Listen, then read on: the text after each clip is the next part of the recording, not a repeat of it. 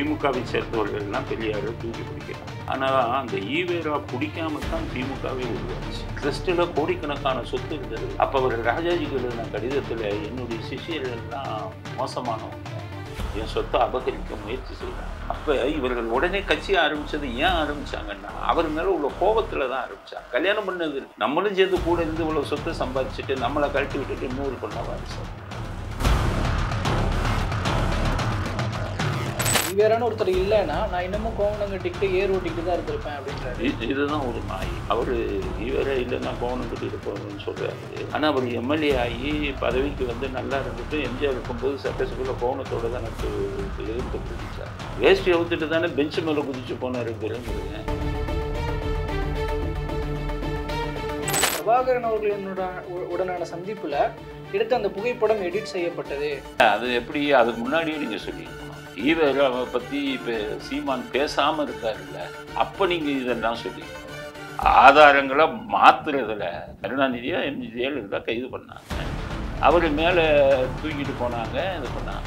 அந்த சவுண்டை பூரா எடிட் பண்ணி நீங்கள் தானே சன் டிவியில் போட்டீங்க. ஐயோ அம்மா கொள்றாங்களே இதெல்லாம் கருணாநிதி கற்றுனதை நீங்கள் எடிட் பண்ணி சேர்த்த வார்த்தைங்க. அது அவருடைய குரல் இல்லையா? அவருடைய சன் டிவியில் வந்து ஒரு சன் டிவியில இருந்து பேக்ரவுண்ட் இது கொடுத்து ஐயோ அம்மாங்கிறதெல்லாம் சேர்த்தாங்க.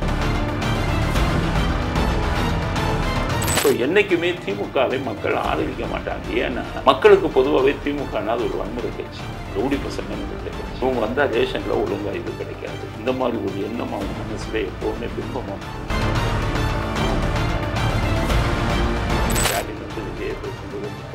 அவரை பற்றி பேசினா ஒரு காசு. நான் சொல்கிறேன், விஜய் தனி கட்சி ஆரம்பிச்சு 10%, 5 to 10% ஓட்டு வாங்குவோம்.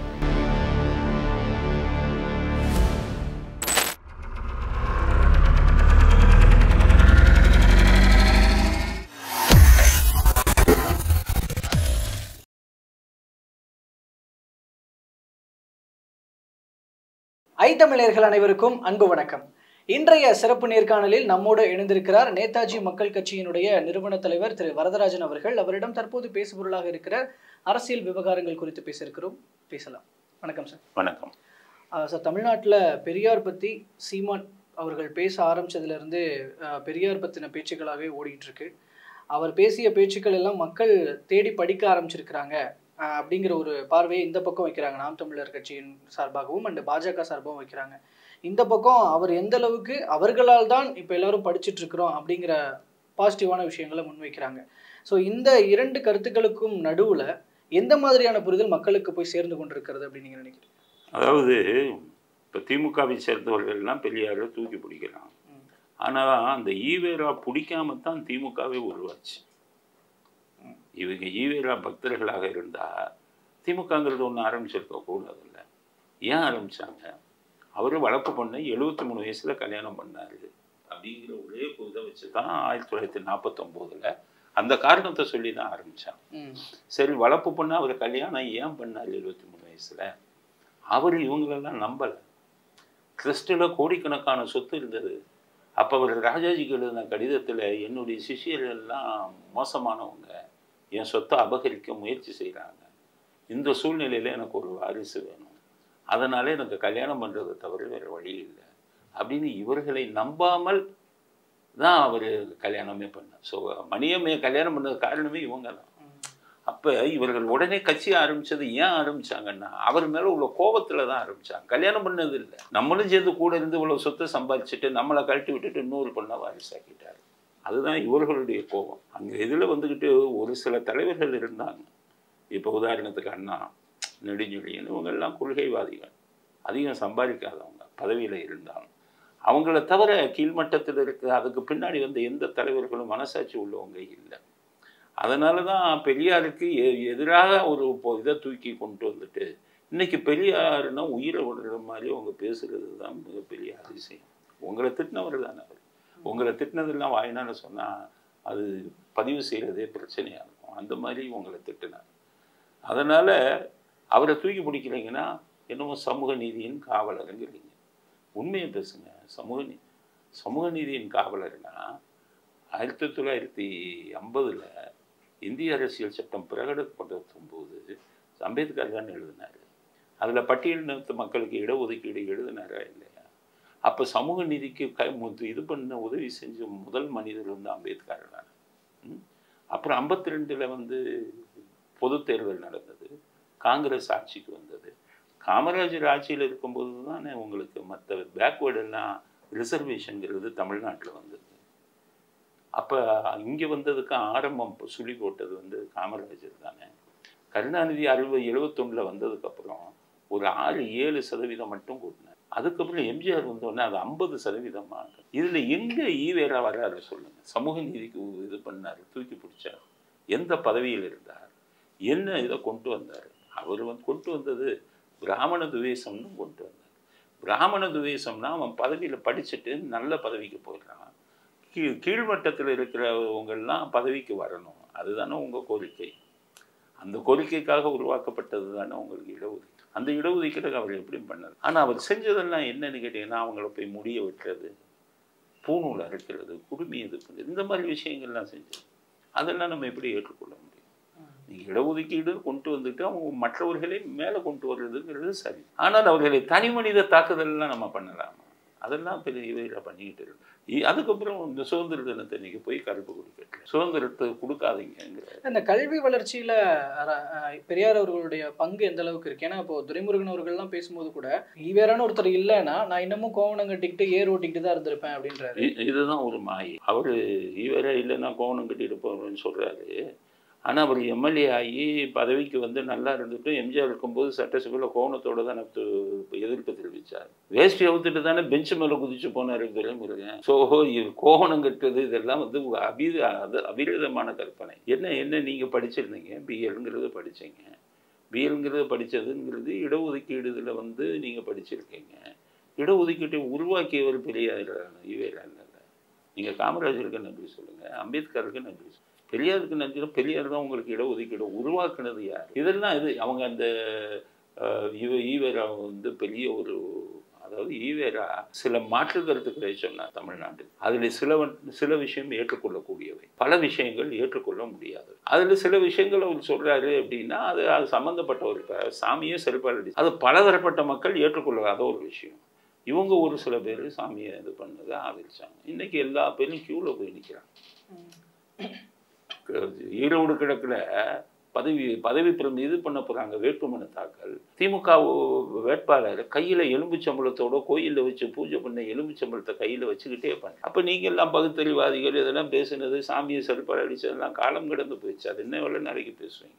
பெரியார் சொன்ன கருத்துக்களாக சீமான் சொன்னதுல ரொம்பவே சர்ச்சைக்குள்ளாகிறது அப்படிங்கிறது இப்போ பெண்கள் சார்ந்து பேசுகிற விஷயங்கள், கற்பு சார்ந்து பேசின விஷயங்கள் இதெல்லாமே. ஆனால் இதெல்லாம் கேட்டால் இதெல்லாம் அவர் பேசினதுக்கு ஆதாரம் இருக்கா? முதல்ல ஆதாரம் காட்டுங்கன்னு இப்போ தந்தை பெரியார் திராவிடர் கழகத்தினர்னு சொல்லிட்டு இப்போ பெரியாரியவாதிகள் எல்லாரும் போராட்டத்தில் ஈடுபடுறாங்க, அவருடைய வீட்டையே போய் முற்றுகையிடுறாங்க அப்படின்ற போது அதற்கெல்லாம் ஆதாரம் இல்லாமல் தான் பேசுகிறாரா சீமான்? அவர் விடுதலைன்னு ஒரு பத்திரிகை நடத்தினார் ஈவேரா.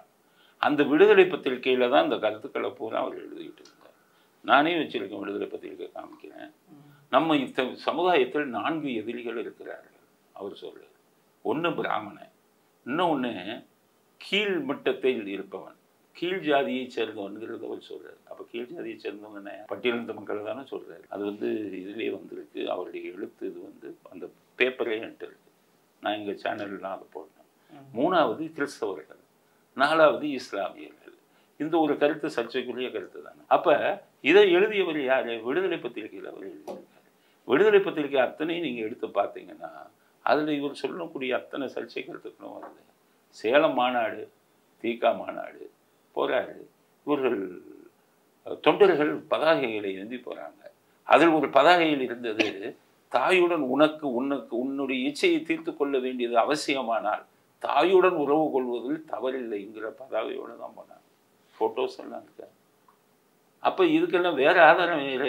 என்ன ஆதாரம் கேட்குறீங்க நீங்கள்? போட்டு சுதந்திர தினத்துக்கு நீங்கள் கருப்பு கொடி ஏற்றினதுக்கு என்ன அது? இது உங்கள் விடுதலையில் 1947 ஆகஸ்ட் 15ஆம் தேதி அவர் எழுதின கட்டுரை படிங்க. எல்லோரும் கருப்பு கொடி ஏற்றுங்கன்னு சொன்னாரா இல்லையா? செந்தமிழ்நாடுனும் போதினிலே இன்பத்தேன் வந்து பாயுது காதினிலேனாரு யார்? பாரதியார். அவன் பாப்பான்ட்டாரு. மிகச்சிறந்த கவிஞரை வந்து ஜாதி பார்த்தா பார்க்க முடியும், அவன் பார்ப்பான் அப்படின்ட்டாரு. அதை ஒரு மீட்டிங்கில் பேசும்போது செந்தமிழ் நாடுனும் போது நிலை வெங்காயம் வந்து பாதுகாத்து காயுதுன்னு பேசினாரா இல்லையா? ஆடியோவே இருக்கு. அப்போ இதுக்கெல்லாம் வேற என்ன ஆதாரம் பெருசாக நீங்கள் கேட்குறீங்க? தூக்கி பிடிக்காதீங்க. என்னைக்காச்சும் ஒரு நாளைக்கு ஒரு செய்த தவறுகள் என்னைக்காச்சும் ஒரு நாளைக்கு வெளியிடும். அதனால தான் நான் அண்ணாவை ஏற்றுக்கிறேன்னு. உங்கள் திராவிட இயக்கத்தில் வந்து அண்ணா மாதிரி ஒரு தலைவரை காமிங்க, செலவைங்க, தூக்கி பிடிங்க. யாராச்சும் ஏதாச்சும் சொன்னாங்களா? அண்ணாதுரைக்கு எவ்வளோ செலவச்சிங்க, எவ்வளோ சமாதி இதெல்லாம் இதாக வச்சிங்க, யாரும் பேசலையே. ஏன்னா எளிமையாக வாழ்ந்தார் அவர். 2 வருஷம் சிஎம்மாக இருந்துட்டு 100 ரூபா வீட்டில் இல்லையே செலவுக்கு.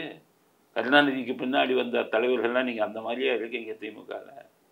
நீங்கள் கோடியாக வந்து வெளிநாடுகளில் முதலீடு பண்ணுறீங்களே. அப்போ உங்களை வந்து விமர்சனம் செஞ்சு தானே ஆகணும். ஈவராவை விமர்சனம் அவர் சொன்ன கருத்துக்கெல்லாம் அன்னைக்கு யாரும் வாயை திறக்கலை. காங்கிரஸ்காரங்க அதை இப்போ கொண்டு வரல. இன்னைக்கு வெளியில் வருது ஒவ்வொரு கருத்தும். அதனால தான் அதை வந்து விமர்சனம் செய்கிறது என்ன தப்புங்கிறது தான். அப்படி சீமான் அவர்கள் அதெல்லாம் வெளியில கொண்டுட்டு வரும்போது இந்த பக்கம் வந்து பிரபாகரன் அவர்களுடனான சந்திப்புல எடுத்த அந்த புகைப்படம் எடிட் செய்யப்பட்டது அப்படின்ற அந்த ஒரு விஷயம், அதாவது இப்போ சீமான் அவர்களுடைய அரசியலுக்கு எது ஆதார புள்ளியாக இருக்கிறதோ அதையே இப்போ சந்தேகத்திற்கு உள்ளாக்குறாங்க. இதை எப்படி பார்க்க? இல்லை, அது எப்படி அதுக்கு முன்னாடியே நீங்கள் சொல்லியிருக்கணும். ஈவேராவை பற்றி இப்போ சீமான் பேசாமல் இருந்தார் இல்லை, அப்போ நீங்கள் இதெல்லாம் சொல்லியிருக்கணும். இப்போ ஈவேராவை பற்றி அவர் விமர்சித்த உடனே நீங்கள் இதை கொண்டு வரீங்கன்னா அவர் எடிட் பண்ணாருன்னு நீங்கள் சொல்கிறீங்கல்ல. நீங்கள் கொண்டு வர்ற ஆளுங்கள்லாம் நீங்கள் சொல்லி வச்சு அவங்களுக்கு பணத்தை கொடுத்து கொண்டாந்து சொல்ல வைக்கிறீங்கிற சந்தேகம் உங்கள் மேலேயும் வரும்ல. உங்கள் மேலேயும் வரும். நான் தான் எடிட் பண்ணி கொடுத்தேன்னே ஒரு ராஜ்குமார் தான் அவர் சொன்னாரா, சொல்ல வைக்கப்பட்டாரா? இவங்க தானே இதெல்லாம் ஆதாரங்களை மாற்றுறதுல அவங்க திமுக மாதிரி ஆளுங்க எனக்கு கருணாநிதி பீரியட்லேருந்து நான் பார்க்குறேன். ஆதாரங்களை மாற்றுறதுல அதாவது கருணாநிதி இது பண்ணும்போது கைது பண்ணப்பட்டார். கருணாநிதியா ஜெயலலிதா கைது பண்ணாங்க. அவர் மேலே தூக்கிட்டு போனாங்க, இது பண்ணாங்க. அந்த சவுண்டை பூரா எடிட் பண்ணி நீங்கள் தானே சன் டிவியில் போட்டீங்க. ஐயோ அம்மா கொள்றாங்களே இதெல்லாம் கருணாநிதி கத்துனதா? நீங்கள் எடிட் பண்ணி சேர்த்த வார்த்தைகளா? எடிட் பண்ணி சேர்க்கிற வார்த்தைகள் நீங்கள் என்னென்ன அது அவருடைய குரல் இல்லையா? அது சன் டிவியில் வந்து ஒரு சன் டிவியிலிருந்து பேக்ரவுண்ட் இது கொடுத்து ஐயோ அம்மாங்கிறதெல்லாம் சேர்த்தாங்க. அவர் கையக்கிறத உதறினார். அதெல்லாம் இவங்க சேர்த்தாங்க சன் டிவியில். அதெல்லாம் அப்போவே எடிட் பண்ணப்பட்ட வெர்ஷன்னு சொல்லி எல்லாமே வந்தது அப்போவே. அப்போ நான் காவல்துறையில் இருந்தேன். அப்போது கருணாநிதி அவர்களுடைய குரல் கிடையாது. அந்த குரல்லாம் சன் டிவியில் எடிட் பண்ணப்பட்டது. அப்போ இருந்த இதுங்களெல்லாம் பாருங்கள், அறிக்கைகள் எல்லாம் பாருங்கள். அதெல்லாம் அதில் 2 பேர் வீடியோ எடுத்தாங்க. கருணாநிதி அரெஸ்ட் பண்ணும்போது போலீஸ் சைடு ஒரு வீடியோ எடுத்தாங்க, சன் டிவிக்காரங்க ஒரு வீடியோ எடுத்தாங்க. போலீஸ் சைடில் இருக்கிற வீடியோ தானே சன் டிவிலையும் வரணும். போலீஸ் டிவியில் போலீஸ் கேமராவில் இல்லாதது சன் டிவியில் வந்ததுன்னா அப்போ எடிட் பண்ணப்பட்டதா இல்லையா?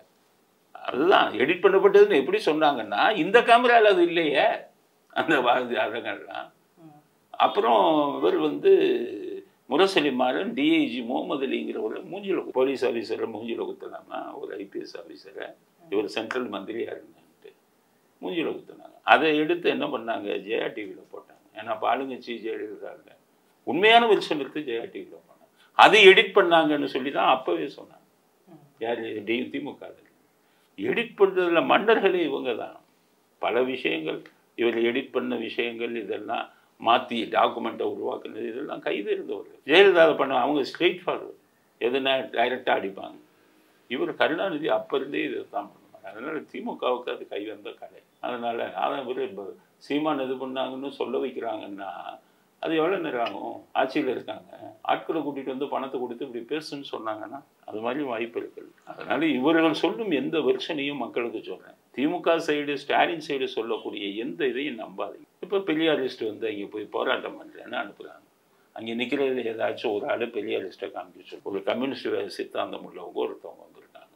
திமுக காரங்க அதில் இருக்காங்க. ஒரு விளக்கமாக எடுத்து ஒரு பொம்பளை அடிக்குது. ராமகிருஷ்ணன்லாம் ஆவேசமாக பேசினார். யார்? இந்த கோவை. ரைட்டு. கோவை ராமகிருஷ்ணன் எதில் இருந்தவர்? அவர் இப்போ பெரியாரி ஆதரவாளர் தானே, திராவிட கழகத்தில் இருக்கார். அவர் பெரியாரி ஆதரவாளர். அவர் திமுக ஆதரவாளர்கள் பெரியார் ஆதரவாளர்கள் சொல்லிக்கிறார். பெரியாருக்கு அவரே ஏன் எலெக்ஷன்ல நிக்கல? ஈவேரா ஊருவே ஓட்டு போட மாட்டான். ஒரு ஊருக்கு 10 பேர் கூட இல்லை, அவங்களுக்கு 20 பேர் கூட. அதனால தான் நான் எலெக்ஷன்ல நிக்க மாட்டேன். ஈவேராவுக்குன்னு ஒரு கூட்டமே கிடையாது. இந்த கூட்டம் அங்கிருந்து பிரிஞ்சு வந்து வேத சித்தாந்தத்தை மாத்தினாங்க. அவர் தனி நாடுனாரு. இல்ல நாங்க தனி நாடு கேட்க மாட்டோம். அப்புறம் அண்ணா என்ன சொன்னாரு? அது செல்பாடு வச்சாங்க சாமிய. இல்ல ஒன்றே குலம் ஒருவனே தேவன் மாத்தினாங்களா இல்லையா? சித்தாந்தத்தை பூரா மாத்தினதுனாலதான் மக்கள் திமுகவுக்கு ஓட்டு போட்டது 2 காரணம். 1967 நல்லா யோசிங்க. 1962 கருணாநிதி அண்ணாதுரையே தோக்குறாரு. இதுல காஞ்சிபுரம் 67 என்னாச்சு? அரிசி பஞ்சம் மிக மோசமாச்சு. அப்ப மக்களுக்கு சாப்பாடுதே கிடைக்கல.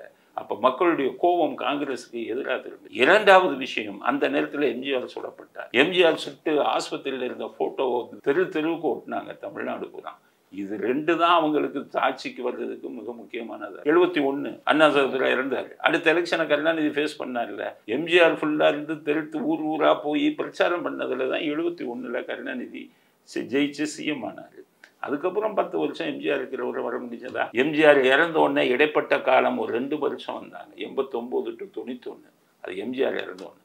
ஜெயலலிதா வந்தாங்க. அதுக்கப்புறம் வரவே முடியல. 1996 ரஜினிகாந்தை வந்து வாய்ஸ் கொடுக்க வச்சு ரஜினியின் ஆதரவு பெற்ற வேட்பாளர் கருணாநிதிக்கு வாக்களிங்கள்னு சேப்பாக்கத்தில் போஸ்டர் ஓட்டினாங்களா இல்லையா? கருணாநிதிக்கு வாக்களிங்கள்னு போட்டுறதுக்கு தைரியம் இருந்ததா? இல்லை உங்களுக்கு மக்கள் செல்வாக்கு இருந்ததா? ரஜினிகாந்தை ஃபோக்கஸ் பண்ணி தான் பண்ணும். 2006 உங்களுக்கு மெஜாரிட்டியே கிடைக்கல. மெஜாரிட்டி இல்லாமல் தானே 2006 to 11 நீங்கள் 92 என்னமோ தானே ஜெயிச்சிங்க. காங்கிரஸோட இதை வச்சு தான் இதை ஆட்சி அமைச்சு. ஆக என்றைக்குமே மக்கள் உங்களை ஏற்றுக்கொள்ள. இப்போ 2021 வந்தாங்களே, 118 சீட்டு தானே ஜெயிக்கணும். 126 8 சீட்டு தான் கூட ஜெயிச்சான். அதனால் அதுவும் வந்து குறுக்கு வழி பணம் பட்டுவாடா இதெல்லாம் வந்தது.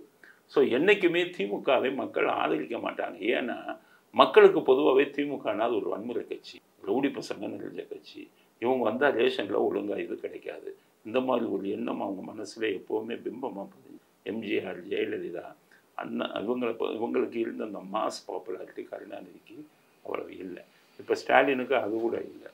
ஸ்டாலின் வந்து விஜயை பேசும்போது என்ன சொல்கிறாரு? அவரை பற்றி பேசுனா அவருக்கு அசிங்கமாக.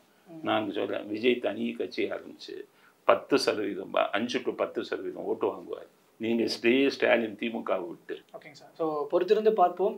இதை மீறியும் என்னென்ன விஷயங்கள் வெளியில் வரப்போகுது அப்படிங்கிறத. பல்வேறு தகவல்களையும் கருத்துக்களையும் பகிர்ந்து கொண்டமைக்கு நன்றிங்க சார். நன்றி.